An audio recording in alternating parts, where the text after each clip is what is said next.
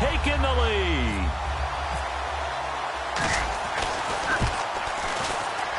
And this is no good. He missed it. Not a good start here in the kicking department as this remains a 6-3 score. Now after the touchdown, it's Bosher to kick it away. This fielded a few yards into the end zone.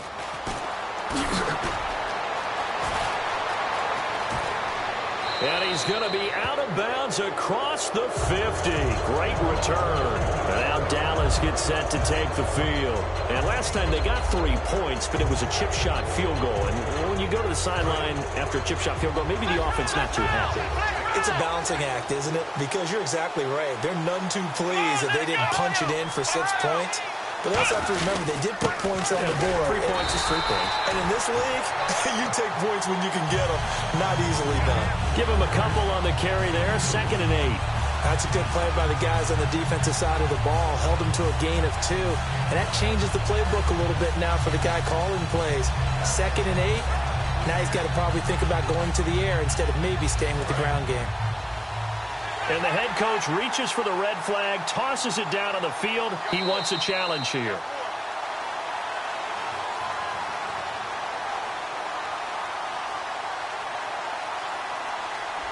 Well, he challenged the play. It did not pay off.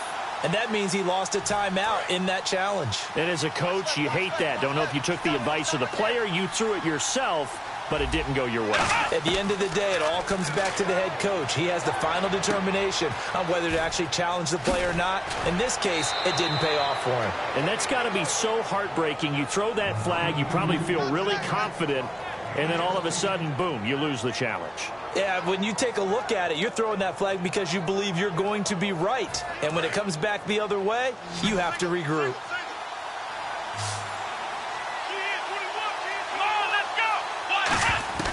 Prescott looks to throw on first. Throw right side, complete to Williams. 18 yards on the pickup there. And the Cowboys are going to get a first down. A great job pulling that one in from a guy, as we know, who can really blaze. He's got a lot of speed. And that speed can work for him so many different ways. Sometimes he just takes off and goes and just runs past people. Sometimes you get people to back off so far that you can catch everything underneath. But still, at some point in the game, you probably have to make some contested catches, right? Sometimes you have to go up and beat a defender for the football. He has that in his arsenal as well. Showed it right there. Here we go. To the air again, Prescott. Going right side, he has Witten. And he's brought down. It's a nice pickup of 12 yards, and it gives him a 1st and goal. And the game just keeps evolving. Big guys running those corner routes, so difficult to cover.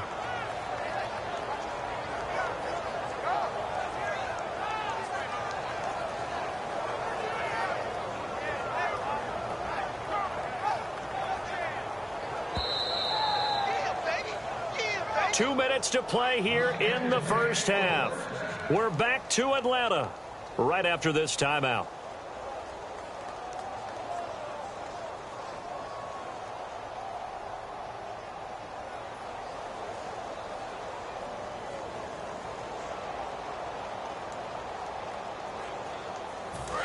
Shift together here from the D-line.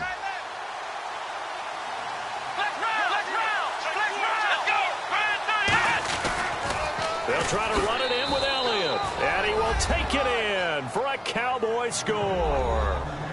Ezekiel Elliott taking it in, and the Cowboys have retaken the lead. And there you go, nothing really too complex. Block, keep to your assignments, let them run it in. They did it. Fundamental football. Good blocking, beats good tackling on that play. End result, touchdown.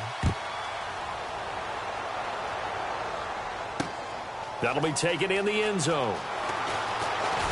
And he's up past the 20 to the 22-yard line. And here now come the Falcons. And that last drive, a long drive, but not just that. They had a great air attack going. Do they stick with that? I would think that they would, because if they were competent enough to do it on the last drive, starting backed up in their own territory, why would you change anything? They've got to be confident about what they're presenting and continue to do so. Yeah, because the secondary, they really looked clueless. And that was amazing because that drive went and went, no adjustments and no big plays by the deep. And now the Cowboys are going to call another timeout. So that means they're down to 1 remaining here as we head toward halftime.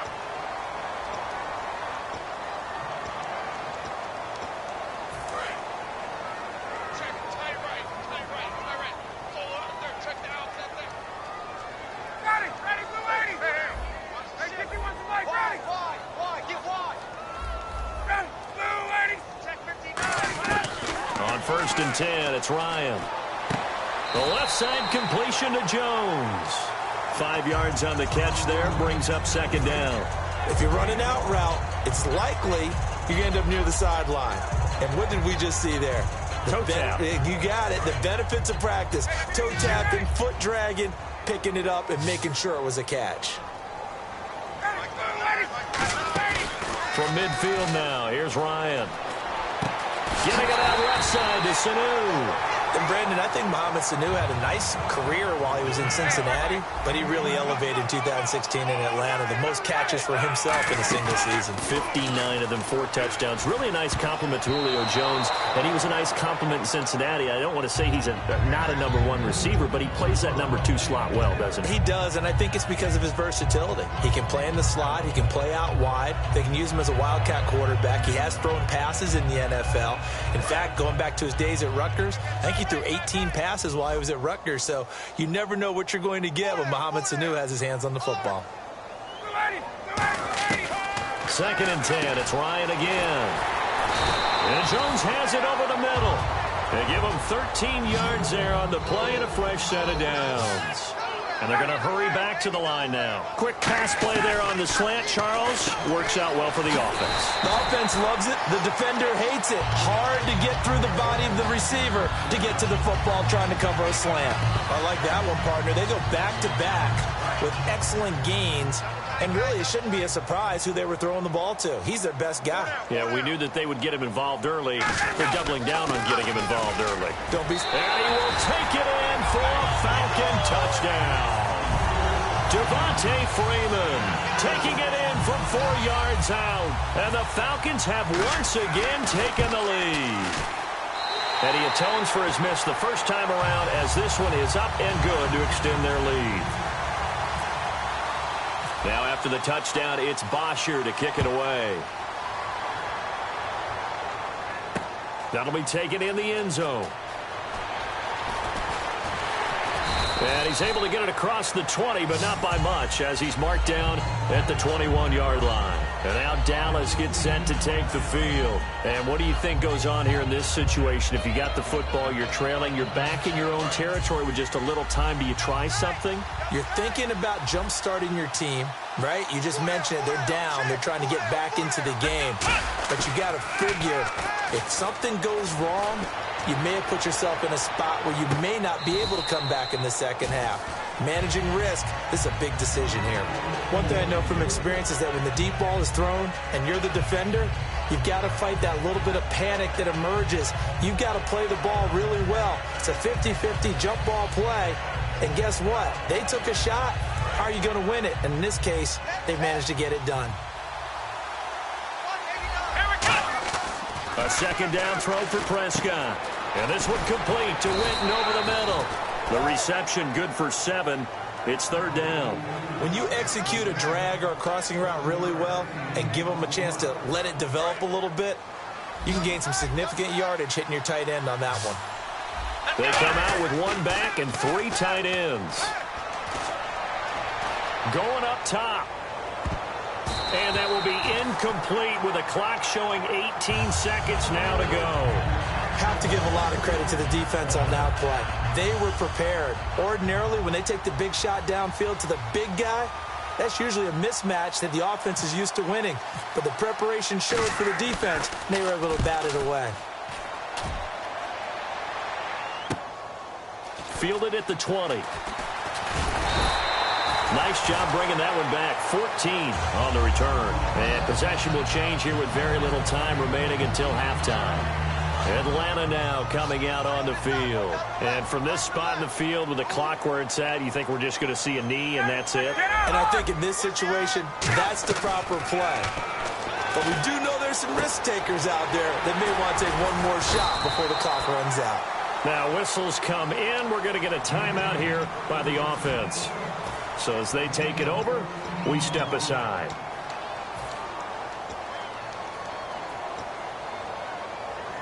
And they line up now for what will likely be the last play of the first half.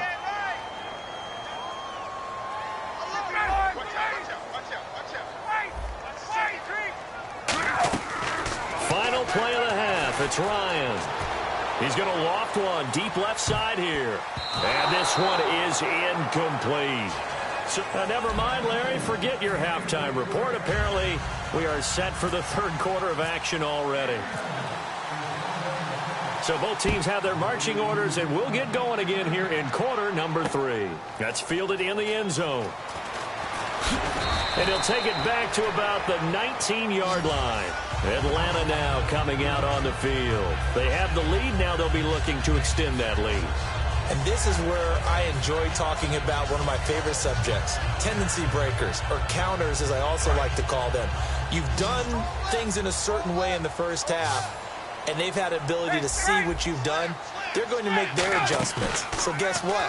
You adjust yourself and try and stay ahead of the pace because you are looking for some separation in this ballgame. The adjustment to the adjustment. Without a doubt. Show them one thing, hit them with something else. And quickly, they get to the line. Now, that play will end up on the highlights, and you'll see it all over the place.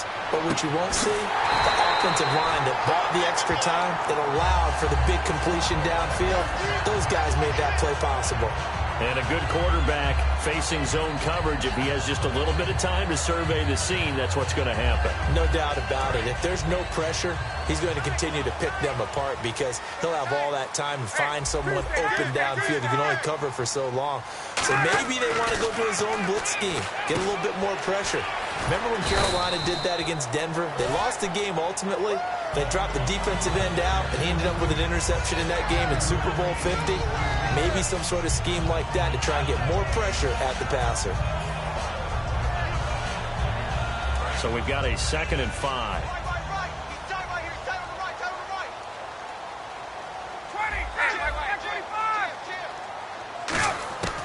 Throwing again, Ryan. Swings it out to the flat for Freeman.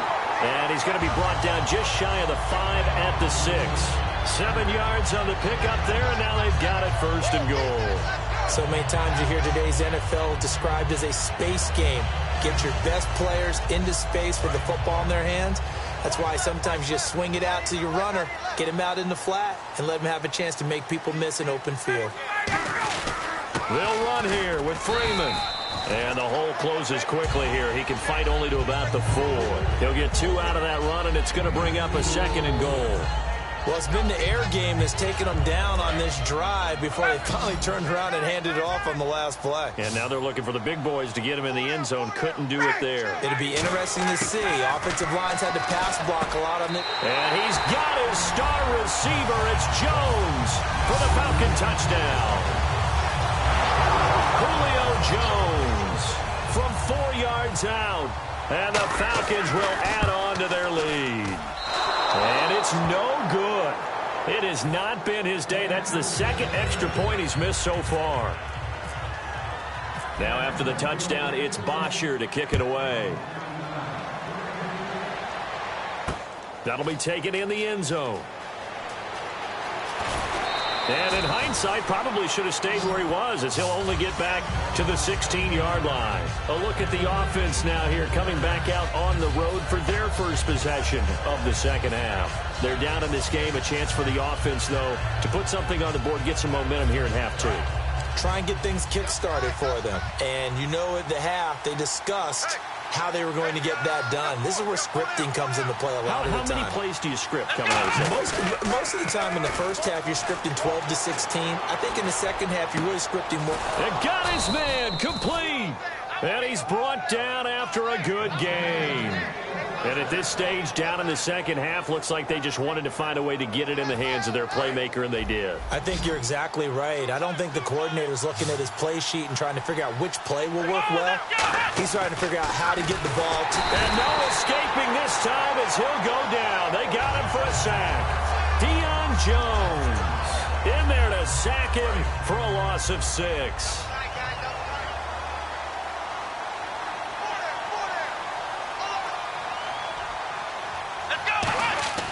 Prescott now on second down. Looking for his tight end, Witten, and it's intercepted. A great read, and it's picked off. And they'll set up shop in enemy territory at the 45-yard line. Should their woes on offense continue, that's the second pick thrown here in the third quarter.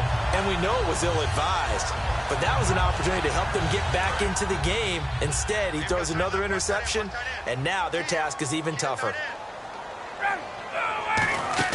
After the interception, here's Ryan. It's caught, left side, Tammy. 5 yards on the catch there, brings up second down.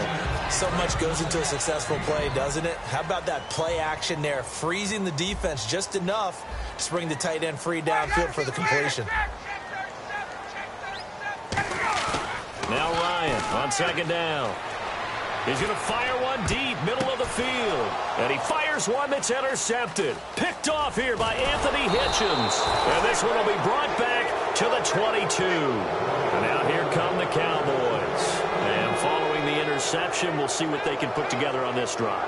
I can hear my old college coach right now. He always used to tell us before every game, the team making the fewest mistakes will win. What they're hoping is that that last mistake is their only one of the game. Coaches, that's all they talk about, turnovers, right? Minimizing those and maximizing opportunities. Backing up, and he'll be hit as he releases it, and that'll fall incomplete. CD, wanted to get your thoughts just on the landscape of the offseason for each of these teams. Super Bowl in the rearview mirror, but so much going on. People look at the draft a lot. But there's a lot more that goes into the offseason for these front offices, is there not? It certainly is, and even before we get to the draft, you start with the combine, that's held in Indianapolis every year, and you have about 250 of the top prospects coming together to get their physicals and interviews and on-field performance, and all that will get evaluated along with their game tape. And then you've got the free agents, all right? That starts, I believe, in early March, where now the free agents can start moving around to different teams, so your team's starting to take a little bit of shape there, free agency, because then the draft's coming up. You're trying to put your team together with new draft picks, have everyone start to move in one direction, and then you have the OTAs and mini camps. We get to see them on the field for the first time, and we start to get a better idea of how these teams are going to look when the fall begins. And for the Falcons, 5 men in the secondary, now on third. On third down, it's Prescott.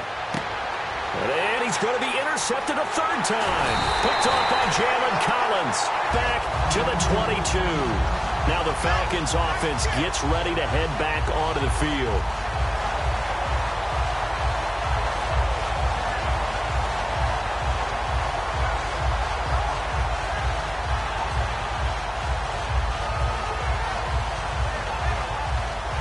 And a great spot to start this drive from here.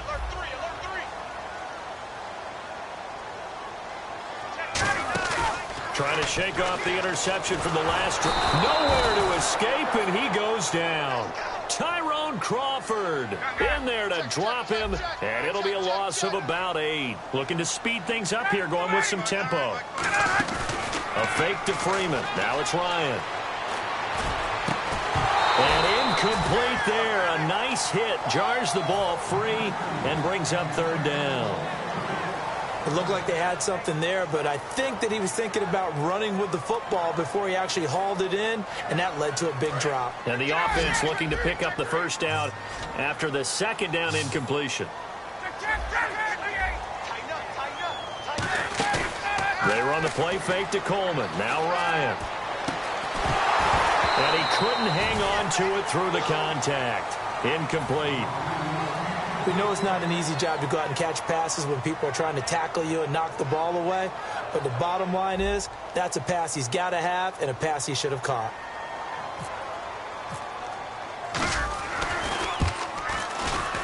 And this one looks good. It is good. Right down the pipe. And that will extend their lead even further. So they had great field position, but a three-play drive that actually goes backwards, and then they kick the field goal. And I think the key sequence in there, the key phrase you just gave us, a three-play drive. Had the momentum, great field position, unable to move the football. That's fielded in the end zone. And no run back here. This will be a touchback, and it comes out to the 25-yard line. And now Dallas gets set to take the field.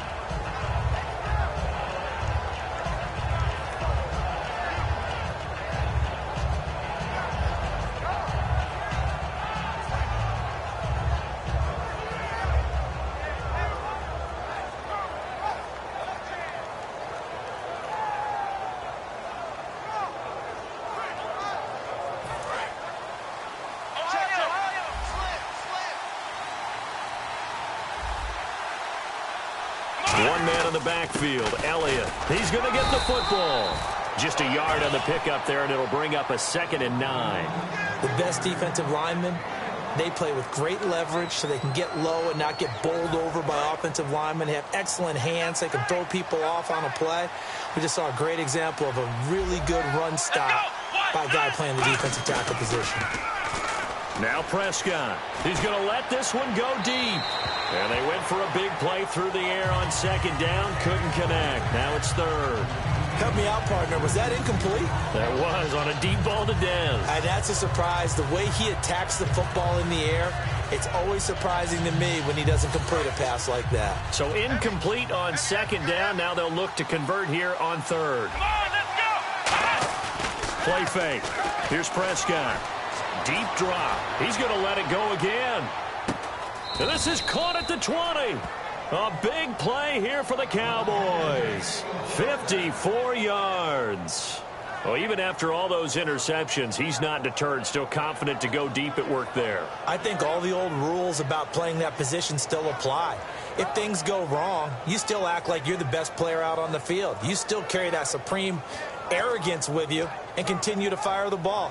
I've seen guys have games like this, and this is where you find out if you're great or not. Can you overcome some interceptions and still lead your team to victory? Bryant, the lone receiver, left. They go play action here on 1st down. And no escaping this time as he'll go down. They got him for a sack. Jonathan Babineau with a great push up front. He picks up the sack and a loss of 8.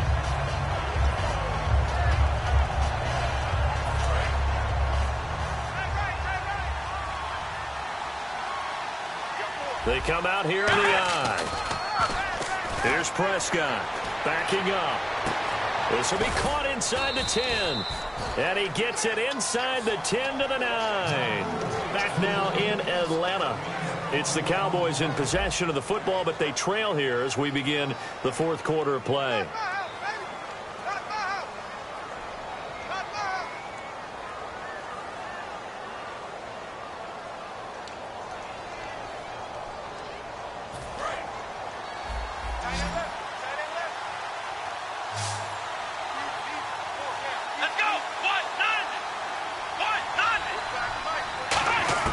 Prescott from the gun.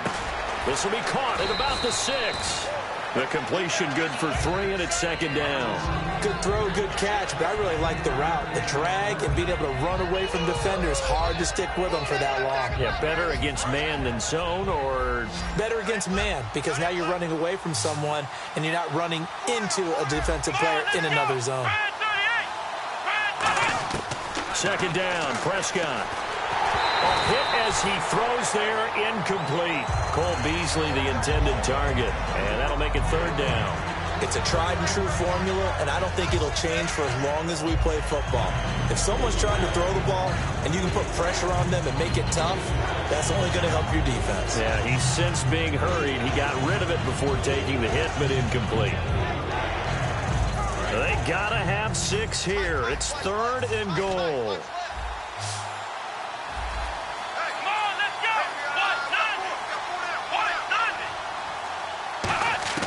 Prescott on 3rd and goal. Now the pressure gets there, and he goes down just inside the 20 at the 19. Adrian Claymore able to drop it for a loss of 12, and it'll be 4th down.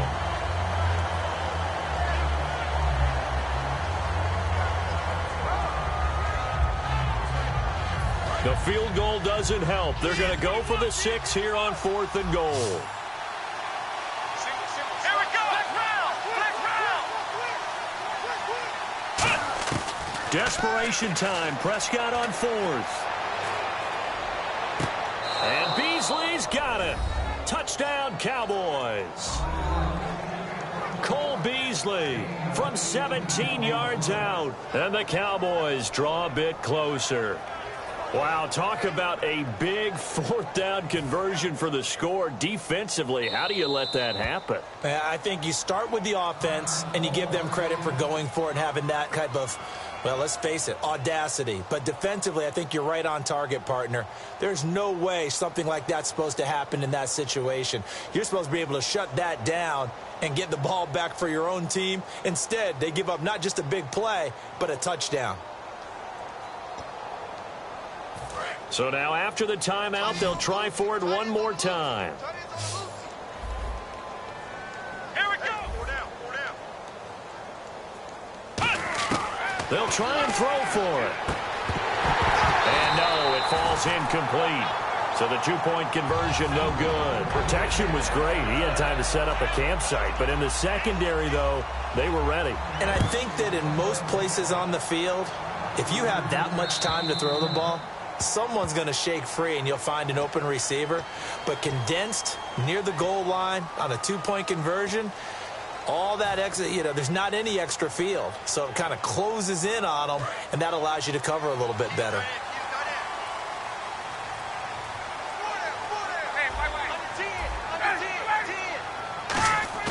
Now a play fake here on 1st down. Getting it out left side to Sanu. And he takes this one down all the way near the 30.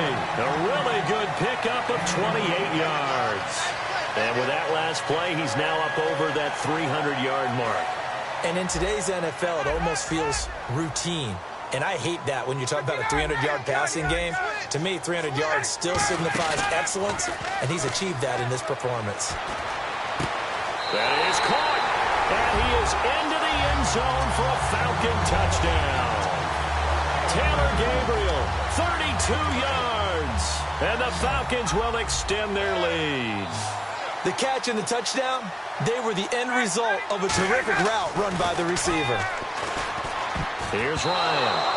And unable to connect. They don't get the 2-point conversion here. So unable to throw it in for 2 from the 2. Let me ask you, as a former DB, what changes there around the goal line on a 2-point conversion as far as how you're defending it? You just make sure you never back up and you never retreat. You establish yourself really on the line of scrimmage, put your heels on the goal line at worst, and if they're going to throw the ball, make them throw it over your head because they're going to run out of space because of the back of the end zone.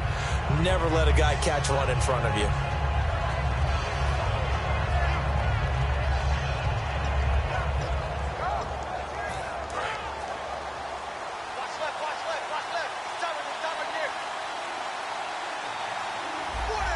And some changes here as the D-line separates some. Prescott now. Oh, he's able to outmuscle him here as he pulls it in. 30. And he takes it down deep into Atlanta territory. A big play there on the catch and run. 61 yards.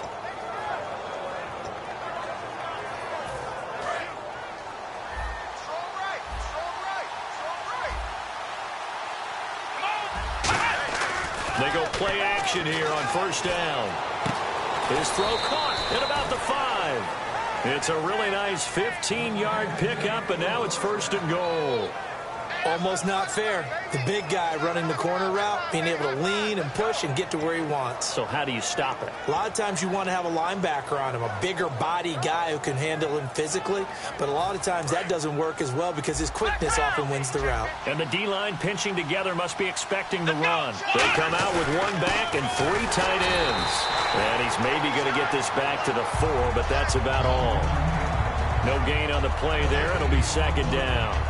No gain on that run, and while the team is down, there's still time to come back and win the football game. If I'm the offensive coordinator, though, I've got to think about moving at a faster pace and maybe opening things up a little bit and throwing it a little bit more. Let's go. 1. A second down throw for Prescott. That's caught at the 1. Only 3 yards on the catch. It's third down. When you see zone defense and you know you've got a drag route on as your primary call, you got to be really careful as a passer about how far you let your guy go because he might wander into some tough coverage.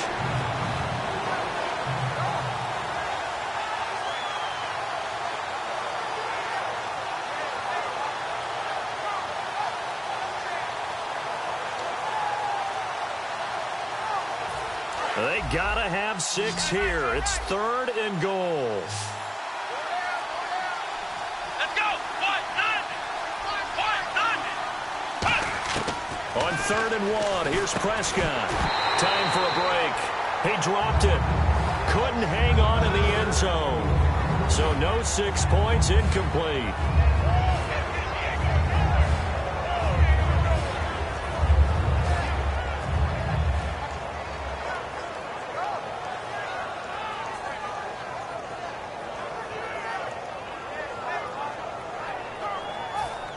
The field goal doesn't help. They're going to go for the 6 here on fourth and goal. Let's go. 1-9. Got to try it here. He's back to throw. A hit as he throws, and this is going to be incomplete. They're turned away on fourth and goal.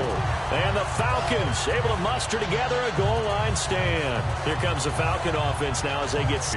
And that recipe on their last drive that resulted in a touchdown looked pretty good, so they'll be hoping to do that once more. And it takes me back to when we sat with the offensive coordinator and the head coach. They felt pretty good about their game plan and thought there were some holes in the defense. And he's not going to make it out of the end zone. The push too strong, and that'll be a safety.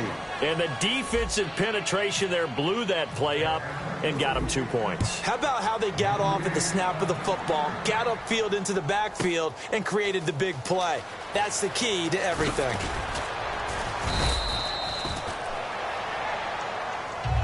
And now Dallas gets set to take the field. And last time, they had it fourth and goal, rolled the dice, didn't get it. Now they've got to put that behind them, try to put together another drive. A simple tip of the cap, a nod of the head to the defense. Congratulations, you got us last time. But you didn't hold us the whole time. We got down to position we were able to be in position to score. Let's go ahead and attack again. Continue to have that kind of He's got daylight. Touchdown, Cowboys. Jason Witten, 62 yards. And the Cowboys have cut it to within a score. And they put it in the end zone, which was job one. Now they have to convert, and then it's decision time, isn't it? Yeah, this is what all teams go through. You look at the clock, you're inside 2 minutes, look at your timeouts, make that onside kick decision. Yeah, how do you feel about your defense, where you are in terms of the scoreboard, and the time left on the clock, as you noted, so many things to go through. They'll look to throw. That's caught at the 1, and they don't get it. They tried for the 2-point conversion there, but unsuccessful. Now hold everything here. We're going to get a timeout by the offense. That'll leave them with just 1 remaining in this fourth quarter of play.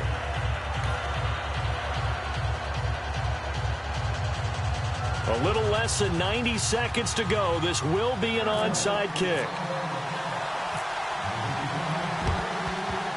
And a good job here by the Falcons, their hands team, able to recover it. Well, fourth quarter, they felt like they needed the football back. Unfortunately, they couldn't get it.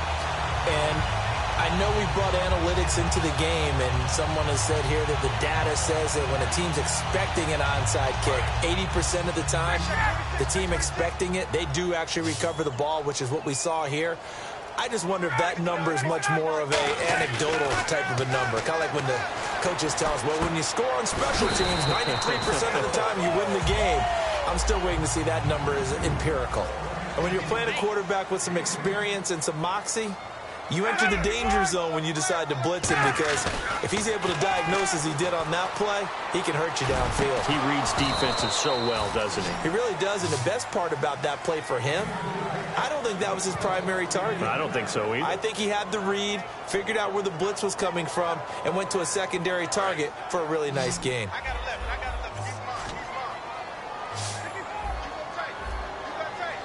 They come out here in the eye. Here's Ryan to throw. He's going to fire one deep left. And this would have been intercepted if he could have gotten the feet in. Instead, it's incomplete. Boy, that really could have turned this one upside down.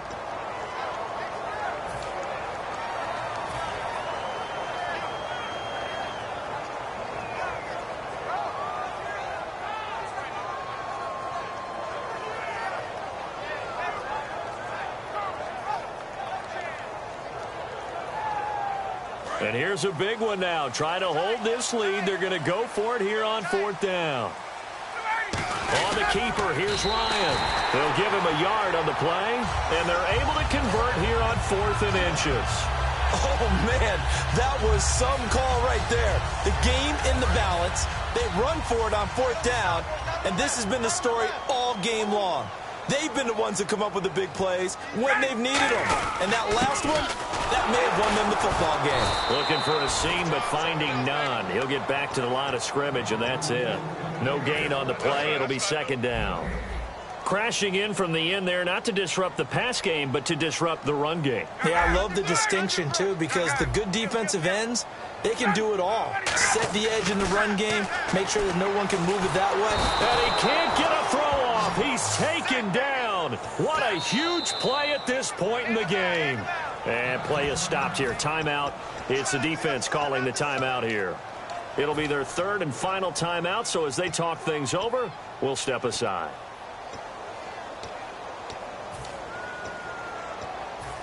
Big sack on 2nd down. Now the offense needs to convert here on 3rd. Ryan to throw. He's going to fire one deep over the middle. And this is incomplete with a clock showing just 3 seconds left. Now whistles come in. We're going to get a timeout here by the offense. And as the two teams talk it over on their respective sidelines, we take a break.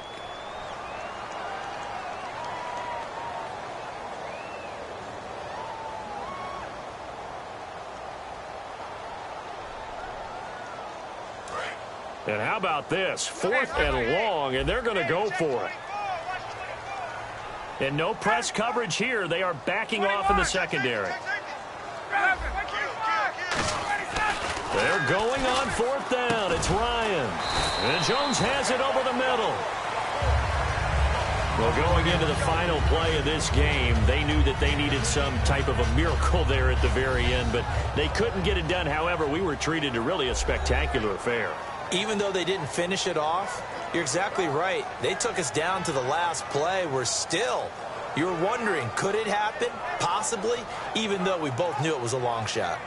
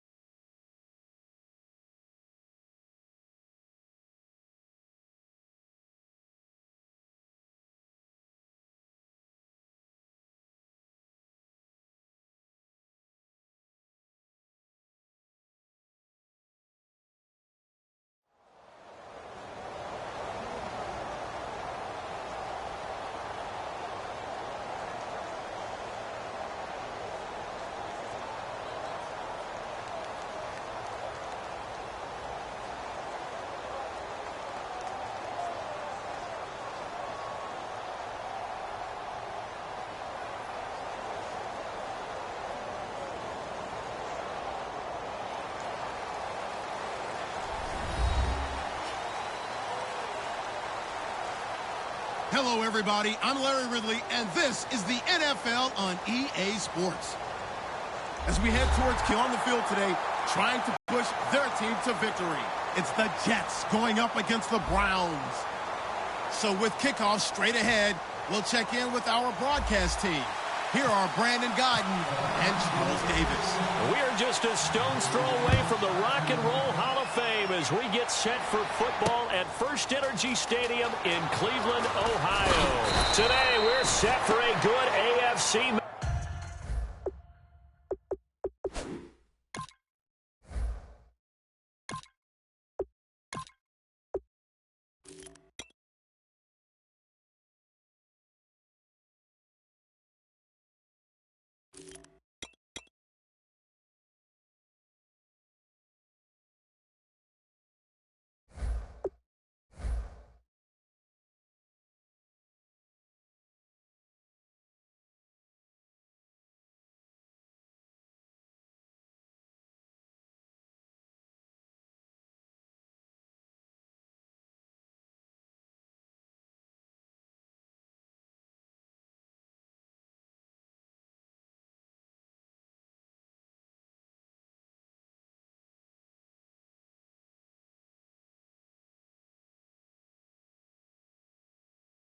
Matchup between the New York Jets and the Cleveland.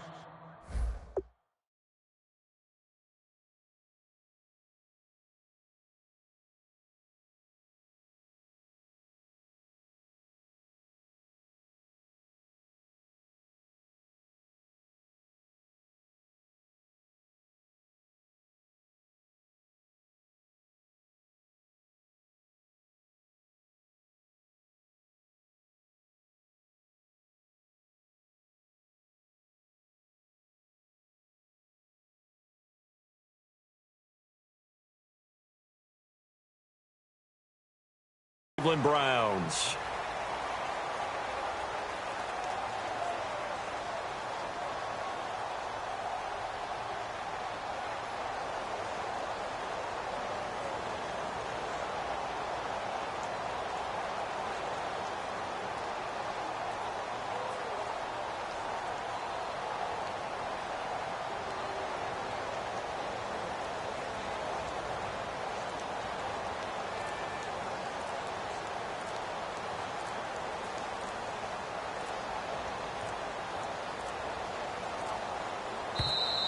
Now problems right out of the gate. We're going to get a delay.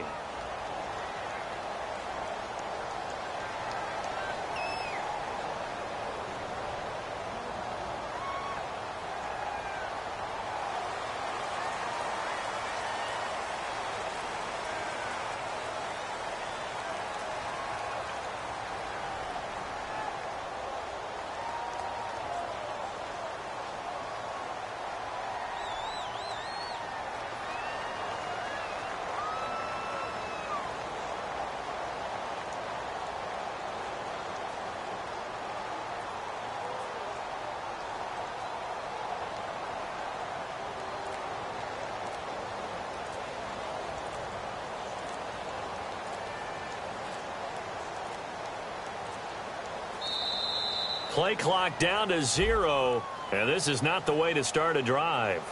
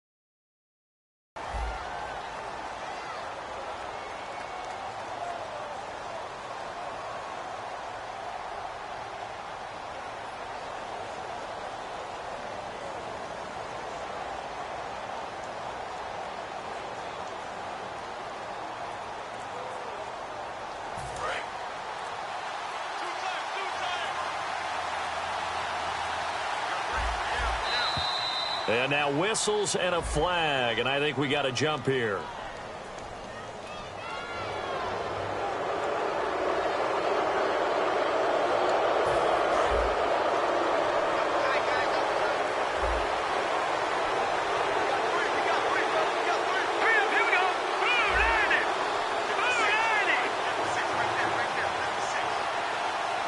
Snap count through the defense off. 5-yard penalty.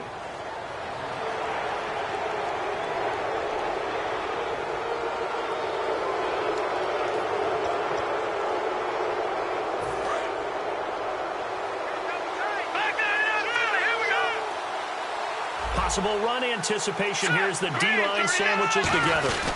They'll give it up to Forte. And he'll wind up with about 6, up past the 30 to the 31. Looking back at this year for Matt Forte, best game came in week 2. Had 3 touchdowns, rushed for over 100 yards. Altogether, 8-13 on the season. Missed the last couple games with an injury. So how do the Jets look at that position going forward? Well, I'm about to provide motivation for him because I know that if he hears this, he'll say, I'll show you. But I don't think he's a lead back anymore. I think the Jets need to look to get one of those guys and make Matt Forte a complimentary piece. Be a terrific third down back. He pass blocks well, he catches it terrific out of the backfield, and can surprise you running the football. I still think there's value for him. I just don't see him in the lead role any longer. And he finds Safarian Jenkins. A nice pick up there, 10 yards, and it'll move the sticks. Would it be safe to say that as precise as routes are supposed to be run in the NFL, maybe they're not quite as precise in college ball? That's accurate, yeah. And I think we saw a college route in the NFL there. Just find the soft spot, find the dead zone, and find the first down. And that's what he just did. And no escaping this time as he'll go down. They got him for a sack. And we talk about players blitzing all the time. I often laugh and sometimes call it just straight-ahead pursuit. What a running start right back to the backfield for him. Yeah, it really didn't give anybody a chance to get up there and stop him. No, I mean, that's really, really difficult. You're asking a whole lot anyway, but when he gets that kind of a start and comes through clean, oftentimes the advantage definitely goes to the defensive player. Here we go. Blue 90. Here's Petty. And his throw is incomplete. Quincy Enunwa, the intended receiver. And now it's third down. And here's the starting crew defensively for Cleveland. You have to love Jamie Collins. You can use him just about anywhere on the defense. Inside linebacker, outside linebacker, defensive end. He might even play a little bit of safety if you give him the chance. Petty now. And the Browns pressure gets to him that time, and he's going to go down. Looks like a 9-yard loss, and it also brings up 4th. On 4th down, here's Lachlan Edwards to punt it.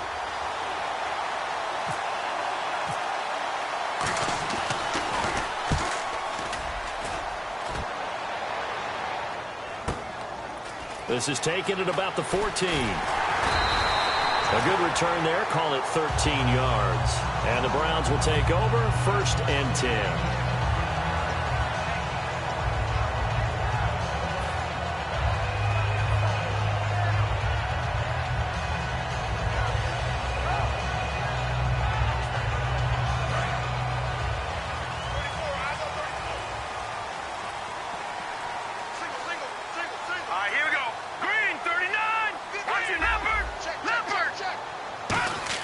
Kessler now on 1st down. Got his man, Isaiah Crowell. And he gets this one just shy of the 40. They'll mark him down at the 39. So here we go, 1st and 10 now. Good route, good pickup for 1st down yardage. And that is a tough one to cover, the angle route, because a running back getting out of the backfield, if you're trying to cover that, especially if you're in the linebacker spot and you're seeing this play develop, he heads out towards the flat first, and that often gets you to overcommit running in that direction. Then he cuts back up inside you into the middle of the field. That's what we just saw there for a nice pickup.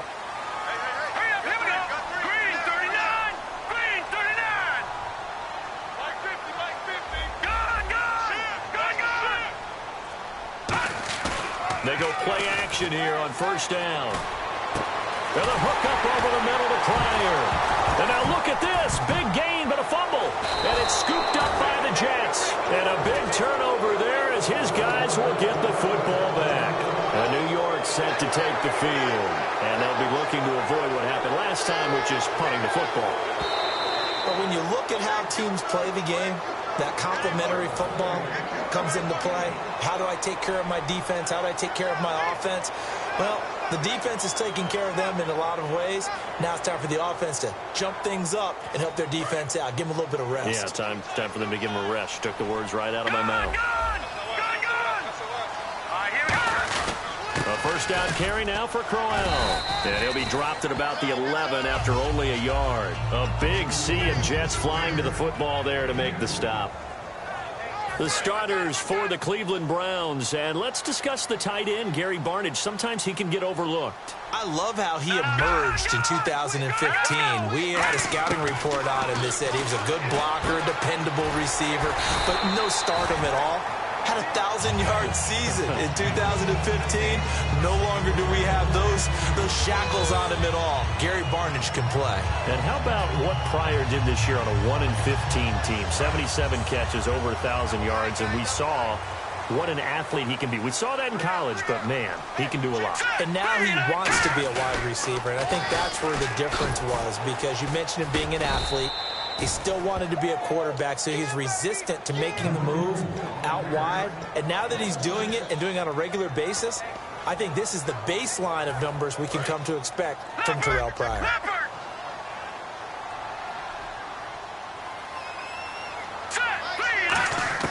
On second down, here's Kessler. And the hit jarred it loose. It's incomplete.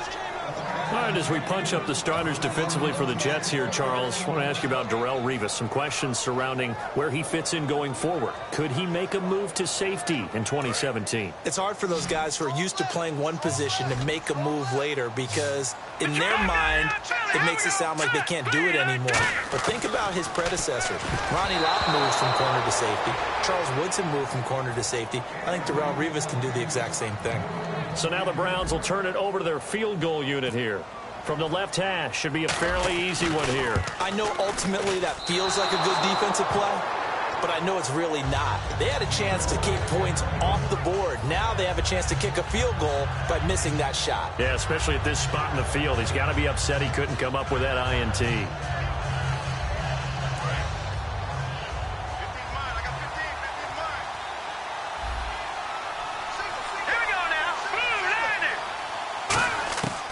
They'll try and start this drive in the air. Anunua's got it, complete. Just a yard on the catch there. It'll be 2nd and 9. That time they hit him out of the slot on the drag. And that route takes some fortitude from the guy running it, because he knows he's going through the briar patch, as I like to call it, right? He's trying to work his way through all that traffic and people wanting to put a little contact on him. Really well done. And he's taken down. This will be a Brown sack. Desmond Bryant in there to bury him for a loss of 11. With Charles Davis, Brandon Gaudin with you. It's the Jets in possession as we begin quarter number 2 here. They do, however, have a tough 3rd and long coming up.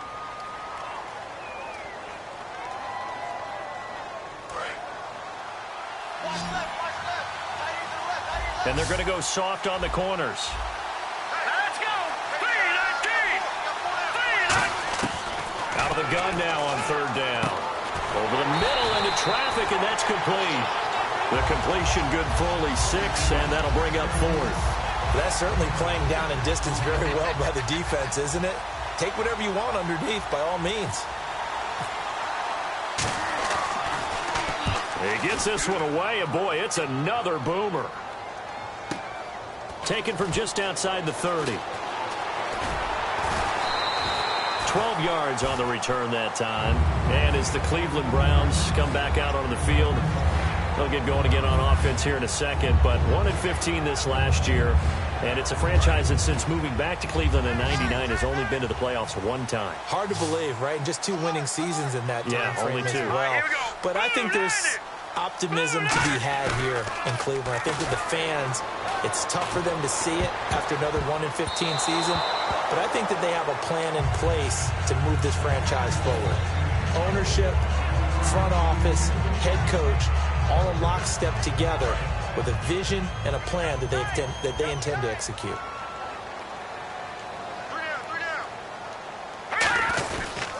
second down. Here's Crowell. And the big boys up front, they're going to stop him right at the line. No gain on that one as it brings up a 3rd and 10.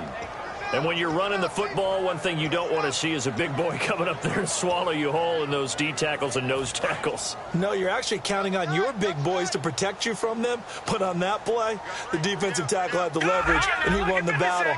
No gain, correct? No gain. Kessler. And the 3rd down pass falls incomplete. The intended target was Corey Coleman. And now it's 4th down. On 4th down, the Browns hand things over to the veteran Britton Colquitt to punt.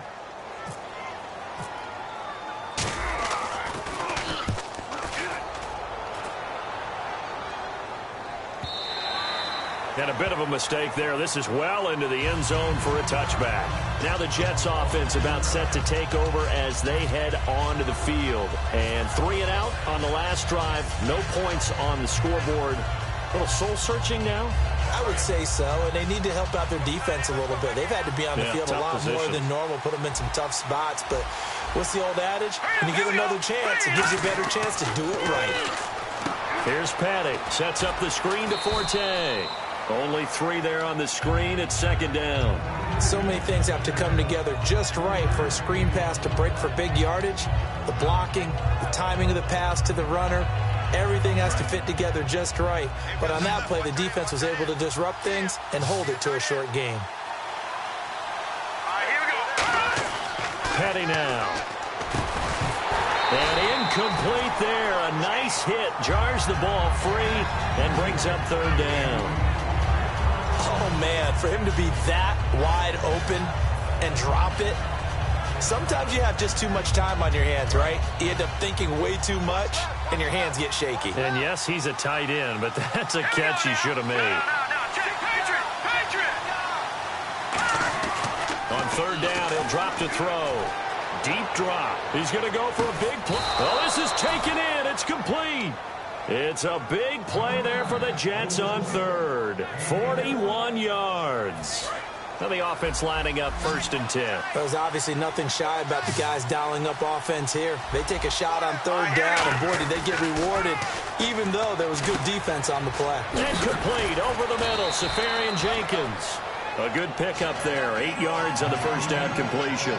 Seeing that play and understanding just how tough it is to cover tight ends, especially the ones running around the NFL nowadays, makes me glad I didn't make it in that league. I would have had a really difficult time. But now you get to sit up here with me. Yeah, and that's fun, isn't it? And put a really nice gain right there on 1st down for them. Brings up a nice 2nd down for them. And he's able to get it to the edge of the red zone at the 20-yard line. And there's a completion to the tight end. And look at the size of these players nowadays. At that spot, 6'4", 6'5", and up. A lot of guys used to be basketball players, somehow came back to football. And that's really good for the game of football. You're getting better athleticism, great hand-eye coordination, guys who know how to control their bodies when they run their routes. Rolling to his right. Good. And it's caught by Decker for a Jets touchdown.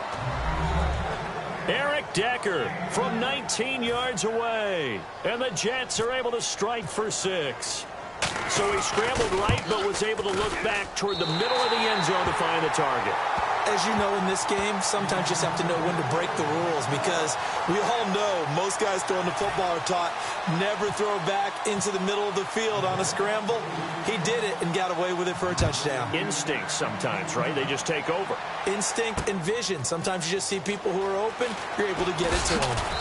And he'll take this up past the 20 and down at the 22-yard line. And now the Browns offense trots back onto the field. And last drive, 3 and out. Still a goose egg on the scoreboard. How do they break that goose egg? They've got to find a way to get the ball in the hands of their playmakers, get them some space, and try and make a 1st down and get some momentum going. It's been a struggle for them throughout the game, and that 3 and out on the last possession, they told you just how stalled they are on offense. So who will step up here? We'll see. It's a gain of 9 yards, and it'll be 2nd and about a yard to go for the 1st. A fake to Crowell. Now it's Kessler. Going underneath for Crowell. And he's going to be out of bounds up around the 45-yard line. A solid gain of 15 yards, and the sticks move. So many times you hear today's NFL described as a space game. Get your best players into space with the football in their hands. That's why sometimes you just swing it out to your runner, get him out in the flat, and let him have a chance to make people miss an open field. Now a play fake here on first down. And it pops free. The collision there jarred the ball loose and brings up second down. Let's look ahead for a quick minute. We don't have the schedules yet for next year, but what we do have are the 5 international games that will be played, 4 in London and then 1 again in Mexico, Jacksonville, Baltimore, Miami, New Orleans, Cleveland, Minnesota, Rams in Arizona, those in London, and then Mexico's going to get a great game. The Raiders and New England. Yeah, you're exactly right. And just think about the ones in London. Remember, they're splitting them between the 2 different stadiums in London, so they get a different flavor in all of these places. But Mexico, for the 2nd straight year, the Raiders are coming to town. That should be a whole lot of fun. Should be a ton of fun and a very good matchup. 11 yards for number 11. And fits the exact right word. Over the middle, there's almost always traffic. So anytime you're a receiver in that area, you're not just focused on catching the football. You're wondering where the collision's going to come from, right? Because there's almost always someone there able to concentrate, catch it, and even add it a little extra at the end with a short run. Now he'll dump it underneath to his running back, complete. And able to break 1 tackle, but then quickly brought down. But a nice little gain. And a nice gain and a broken tackle along the way, and really we shouldn't be surprised, should we? That's what runners do, especially the best ones. They break tackles and gain extra yardage. Hurry up, here we go. Blue 90. Blue 90. 15. Check my 15. Oh, you got deep? Again, it's Kessler. His throw's going to be incomplete. Andrew Hawkins, the intended receiver, and it's 3rd and short. It's always tough for the guys throwing the football when they think they've got a completion and the ball's almost there, and then someone sneaks a hand or 2 in and bats it away.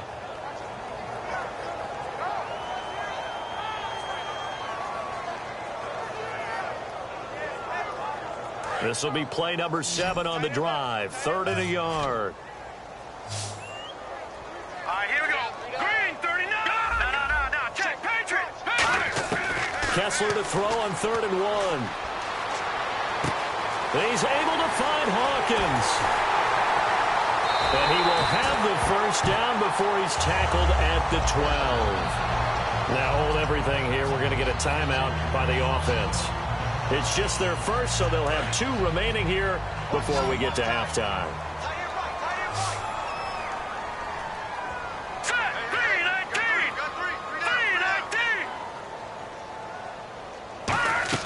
Kessler now on first down.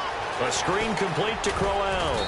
And he's going to be brought down just shy of the 5 at the 6. That'll be a gain of 6, and it'll make it 2nd down. For a second there, I thought that might break big. Screen pass. Looked like it was coming together. Looked like there was an opening. Still, ended up with a solid game.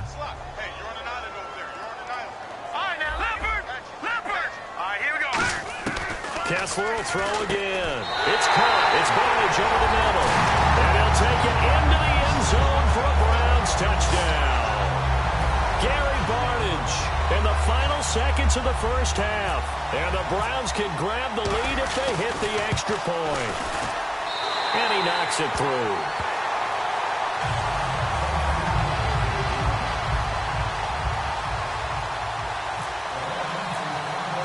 Now after the score, it's Parkey on to kick it away. And this will be a touchback as that sails over the end line. The New York set to take the field. And from this spot in the field with the clock where it's at, you think we're just going to see a knee and that's it? And I think in this situation, that's the proper play. But we do know there's some risk takers out there that may want to take one more shot before the clock runs out.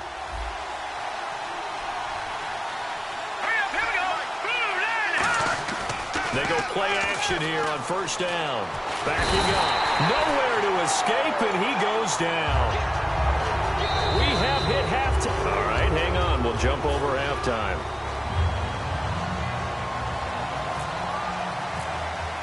Both teams appear ready for the fight ahead, and we resume action here in quarter number 3.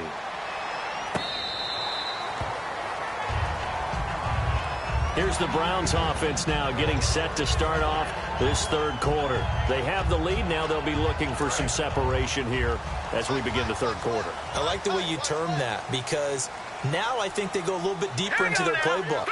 They like what they did in the first half. That worked okay. But in order to get the separation that you just talked about, change things up a little bit. Change your tendencies. Try and hit them a little bit more with some things they didn't see in the first half. We'll see if they do just that. 3 yards on the pickup there, and it'll be second down. Second down following the run. Hurry up, Hopper! No. Check. Patriot!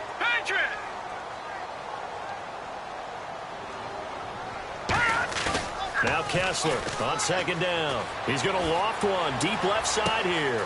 And that's caught inside the 30. And all the way in. Touchdown, Cleveland. Terrell Pryor, 72 yards. And the Browns add on to their lead. And he showcased his blazing speed on that one. Was he wearing football cleats or track spikes? Because he was gone.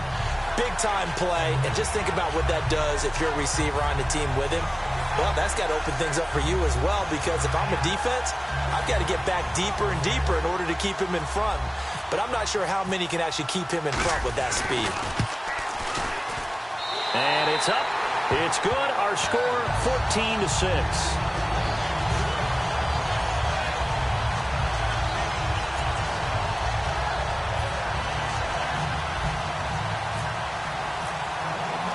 Now after the score, it's Parkey on to kick it away. This is fielded at the goal line. And it'll be taken down just past the 20 at about the 21-yard line. A look at the offense now here coming back out on the road for their first possession of the second half. They trail offense first time to touch the ball in quarter 3, and we'll see what they can do. And I can't wait to see what they have planned, because some teams script to start a half. Other teams just go, okay, these are the sequence of plays we want to run. These things worked well for us. And sometimes and he can't get rid of it. He's taken down. Danny Shelton. He's the one that got to him. He takes him down for a loss of 9.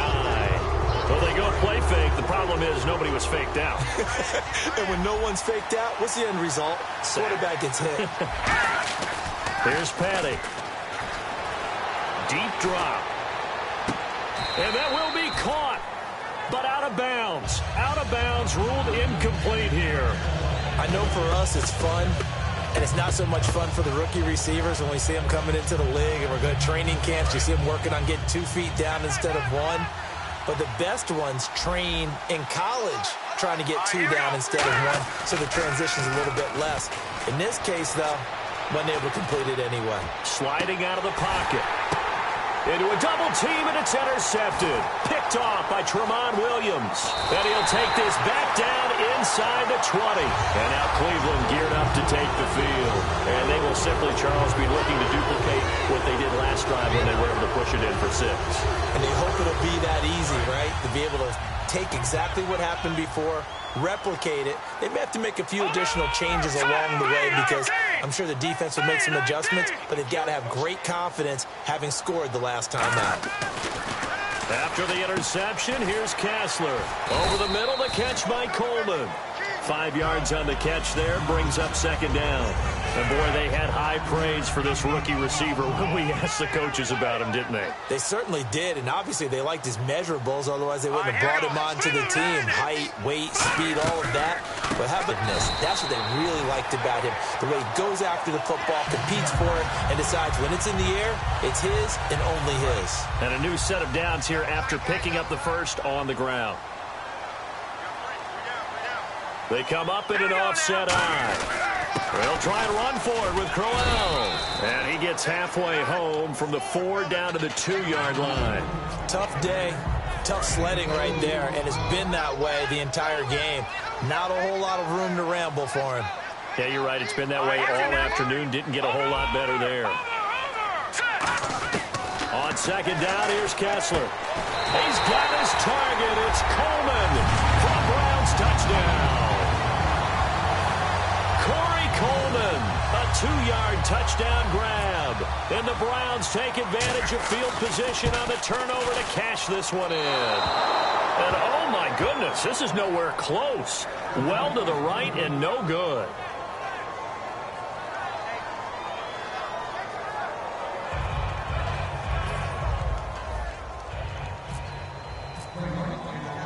Now after the score, it's Parkey on to kick it away. Fielded about a yard deep. And in hindsight, probably should have stayed where he was, as he'll only get back to the 16-yard line. And New York set to take the field.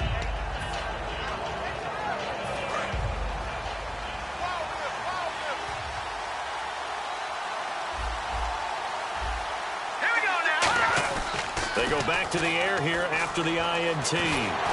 And he takes a shot on the release as this will be incomplete. Well, you mind if we go off topic for a second? No, you know I like to do that randomly. AFC playoff contenders for this year that didn't make it last season. Who do you have that might get in? Well, I think Cincinnati's got to be considered there. Maybe they'd have an offseason that's calm, and they go into this season and try and get back to the playoffs where they've been perennials. How about Denver? Yeah. Remember last year they didn't have the quarterback to start. Trevor Siemian played pretty well overall, but maybe they get solidified there and ride that strong defense right back into the playoffs. I'm going to give you a couple a little bit off the pace. Indianapolis cannot afford to squander Andrew Luck, one of the better young quarterbacks in the game. They've got to get back to the playoffs. And Buffalo, brand new head coach, brand new people running the ball club. Let's see if they can figure it out, because I think defensively they can be awfully strong. Great job defensively. I think he was trying to go through his progressions, find someone to get rid of the football. Before he knew it, he was on his back. That just brings us right back to what you said in the beginning. A great job defensively. Nowhere to go with the football. That led to the sack. He'll look to set up his blockers. A big boot that time. 57 yards the official distance. And the offense will come back onto the field with a 1st and 10.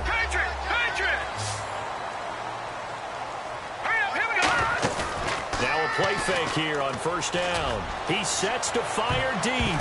That's caught inside the 20. A big play that time for Cleveland. And even 40 yards.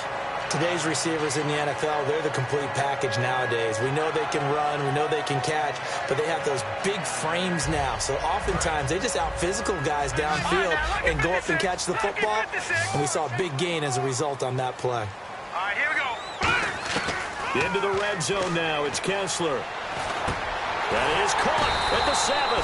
And eventually brought down, but it's near the 5 at the 6. And this is why trying to cover the angle route is so difficult. Anyone playing the linebacker position, when they see a running back out of the backfield widen, because he heads towards the flat first, oftentimes you widen too much. And he takes this one in for a Brown score. Isaiah Crowell, a 5-yard touchdown run. And the Browns add 6 to their lead. Now Parkey for the extra point.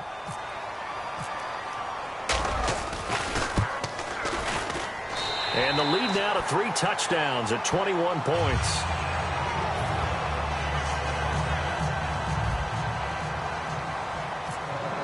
Now after the score, it's Parkey on to kick it away. This is fielded a couple yards deep. And he will take it back only to about the 13-yard line here. And New York set to take the field. And on the last go-around, they really couldn't get anything going. They had to punt from deep inside their own territory, which means you're going to lose the field position battle as a general rule. What they're looking for now is a little more consistency, move the ball at least a few times on offense, get a couple of first downs, and hopefully flip the field. Yeah, just something to build off of. That's what they're looking for here. Newton's got it, complete. 5 yards on the catch there, brings up 2nd down. I know many people like to throw to the tight end, maybe in a little flexed out position because he creates mismatches with his size. But slot receivers do the same thing with their quickness, their speed, and their route running savvy. Petty now. And the hit jarred it loose. It's incomplete.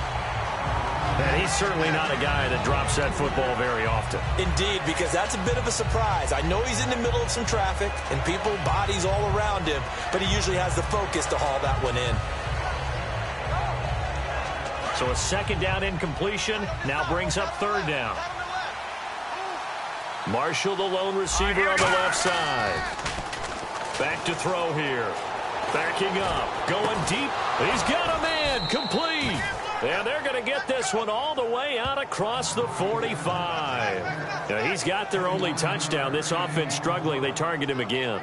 Everyone is looking for the hot hand, and sometimes you just don't go to that guy and try and turn it hot. Try and get things going.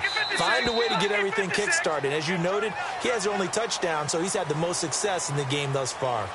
And we're back now here in Cleveland. A lot of happy faces in the crowd at this point as their guys have a big lead here to start quarter number 4. Over. Here we go now. Blue 90. 56. Blue 90. Right there. 56. They go play action here on first down. Deep drop. And he's going to drop this off to his fullback. And taking it across midfield and just shy of the 40. That one goes for 13 yards, and it moves the sticks. And they pick up a first down, and that came out of the fullback position. But as you and I both know, that doesn't necessarily mean that's a fullback playing in that spot. Well, times have changed, right? The old school fullback doesn't really exist anymore. We're not getting that same player out of college with all this. And no escaping this time as he'll go down. They got him for a sack. A well-designed corner blitz that gets him for a loss of 8 yards.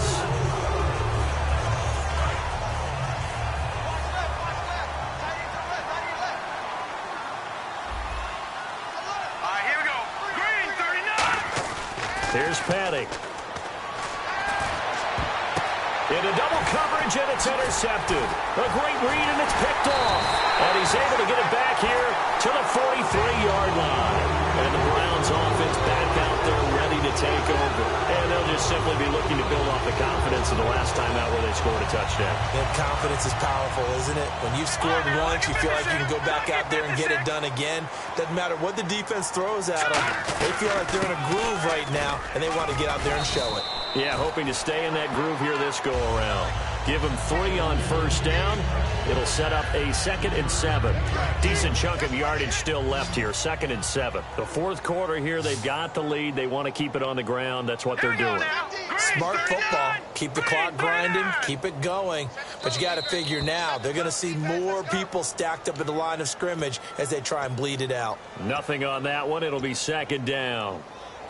So the offense now dealing with a 2nd and 7.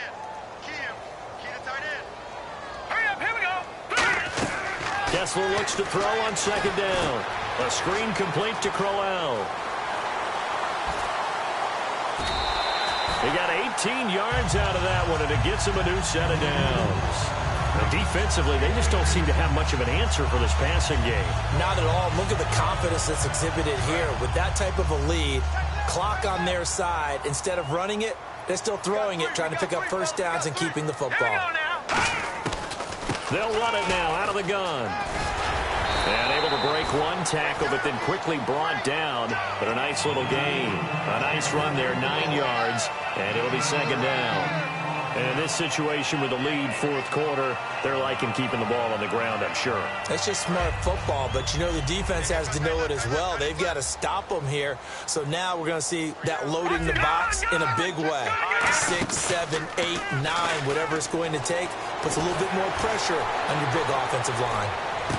Into a double team, and it's intercepted. Picked off by Buster Screen. And the return will stop them well inside their own 20 at the 15-yard line. And New York set to take the field. Looked like they had something going last drive. Then the interception happened. Will they recover? The memory they need to keep with them is that they did have something going. They were moving the ball on offense, had a nice sequence going. Don't worry about the other part. You can't get that back. Let's go back to what you were doing well before. I thought you were going to say they need to have no memory, but remember the good part, forget the bad. I like that even better.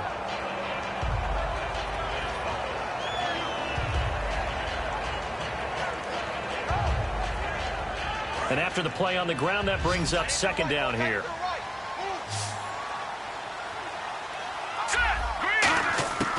Now a shotgun snap as they'll look to throw. Oh, the ball comes out on the hit, but they'll say it's incomplete. Well, the pressure, the hits, the sacks have been coming at him all game long. I'm frankly surprised that they haven't found a solution yet to create more time for him to throw it or maybe change what they do on offense. And that's one of the biggest differences in this game and why they're losing right now. He'll look to throw. Here's a screen to Powell.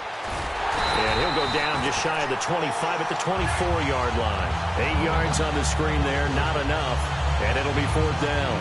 They dialed up the screen pass on 3rd down, and for a second, it looked like it was all going to come together, and they had a chance to pick up a 1st down, but the defense got there and finished it off. A critical one here if they're going to have any shot at this thing. So they'll go for it on 4th down. All right, here we go. Boom, landed. Got to try it here. He's back to throw. And he's got Decker, left side.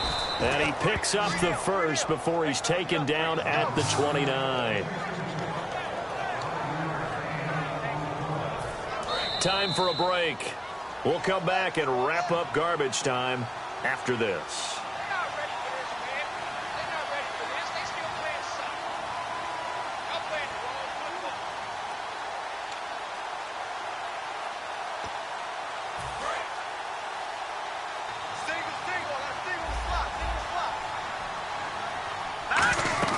Now a play fake here on 1st down.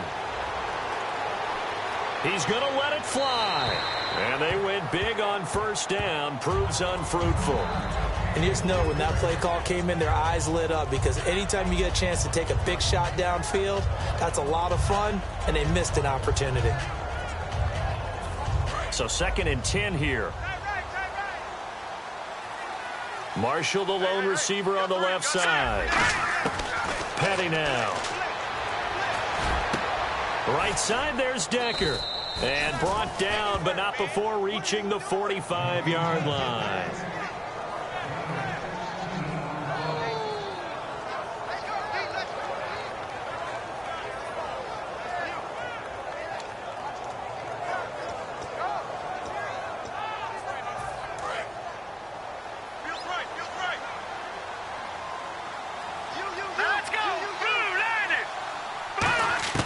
Here's Petty. Got an open man. It's a noon one. A gain of 6 there on 1st. In recent years, the slot receivers really gained stature in the NFL because they can do so many things.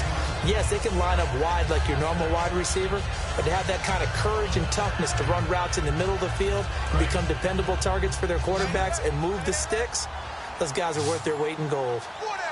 Let's go. Back to throw again. It's complete. He's got Eric Decker. And he's brought down. Give him 12 yards on that one. It earns him a fresh set of downs. He had time, was able to survey the field and find a soft spot in that zone coverage. And that's where it gets difficult for a defender, Brandon. You go to your spots on the field that you have to cover, and when the offense finds an area that you're not in, that's where they throw the football. They'll look to throw. Throwing over the middle, but it's incomplete. He was looking for Quincy Enunwa that time, and that'll bring up 2nd down. If you're a defender, one of the fun things about playing zone defenses, especially in today's football, is that it's not as static as it was in the good old days, meaning you just drop to a point and react into the football.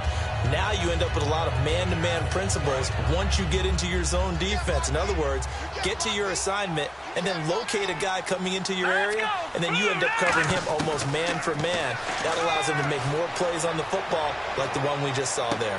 And he's going to be intercepted a 3rd time. Picked off by Jamar Taylor. And a big turnover there as his guys will get the football back. And now Cleveland geared up to take the field. They have the dream scenario you hope for coming into the game. Just one kneel here, and this game should be over.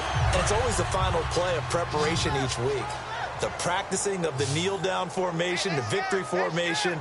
We've got a game in hand, and that's all they're going to want to do now. They'll put someone back deep just in case something goes haywire. But all in all, take the snap, kneel down, and shake hands. Yes, get out of there. And he's going to get this one across the 30-yard line. They pick up 12 on the play there, and they move the chains. Well, I'd say that run's pretty emblematic of what we've seen all day long. No matter what they've done on offense, this offensive line has controlled the line of scrimmage, giving them time to throw it, run it, do whatever they wanted. That's why there are points up on the board. And right now, the psyche of the offense, we're in control, and we can do whatever we feel like doing out here on the field. Credit him with a 1-yard gain there to make it 2nd and 9. Now, whistles come in. We're going to get a timeout here by the offense. It's just their first. They've got 2 more to use here in the final stages. All right, now, lucky 56. Lucky 56. Now, let's go. Green 39. Green 39. Oh, Kessler looks to throw it. He's going to look deep down the field. Now that'll be tipped and intercepted. A great read, and it's picked off. And that will write a finish to this ball game. And, Charles, you know what coaches always tell us. We want to win our home games. That much we know. We want to protect our home turf. They got that done in this one. Exactly right. When you start a season, everyone's goal, win all of your home games, split your road games, and you're likely going to be in the playoffs. But when you win at home, boy, what a great feeling that is. You don't even mind if people are at your house when you get home after a win like that.